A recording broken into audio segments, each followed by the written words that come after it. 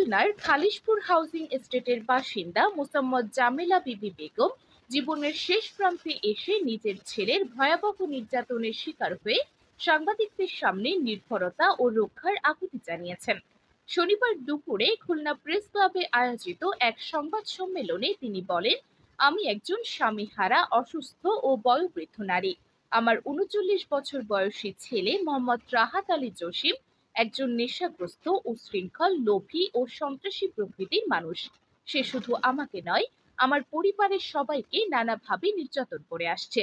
তিনি জানান, স্বামী মারা যাওয়ার পর কষ্ট করে তিনি সন্তানদের মানুষ করেছেন, কিন্তু মাঝের ছেলে জসিম বিপথে গিয়ে প্রথমে উচ্ছৃঙ্খল জীবন শুরু করে এবং পরে পৈতৃক সম্পত্তির অংশ নিয়ে অত্যাচার শুরু করে।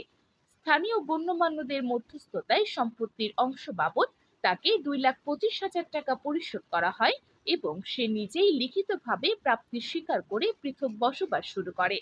কিন্তু সেই অর্থ নেওয়ার পরও সে আমাদের ঘরে এসে গালাগালি করে, টাকা দাবি করে, স্বর্ণালংকার ও ব্যবসায়িক মালপত্র চুরি করে। আমার অন্য ছেলে মেয়েদের জীবনও সে অতিষ্ঠ করে তুলেছে, কাঁদতে কাঁদতে বলেন এই বৃদ্ধা। তিনি জানান, প্রতিবেশী কিংবা আত্মীয় স্বজন কেউ প্রতিবাদ করলেই তাদের বিরুদ্ধে মিথ্যা অভিযোগ ও হুমকি দেয় তার ছেলে। অসহায় হয়ে তিনি তার সঙ্গে সম্পর্ক ছিন্ন করে এফিডেভিট করেছেন এবং পত্রিকায় বিজ্ঞপ্তিও দিয়েছেন।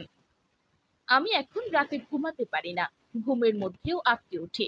আমার শরীর ও মন দুটোই ভেঙে পড়েছে। জীবনের এই শেষ পর্যায়ে আমি একটু শান্তি চাই। সংবাদ সম্মেলনে উপস্থিত ছিলেন তার কনিষ্ঠ কন্যা রাবেয়া খাতুন লাকি।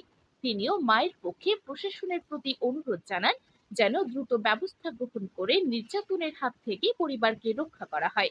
মোসাম্মদ জামেলা বিবি বেগমের এই আকুল আরতি যেন সমাজ ও রাষ্ট্রের বিবেককে নাড়িয়ে দেয়, এমন প্রত্যাশায় তার আবেদন এখন প্রশাসনের সদয় দৃষ্টি ও হস্তক্ষেপের অপেক্ষায়।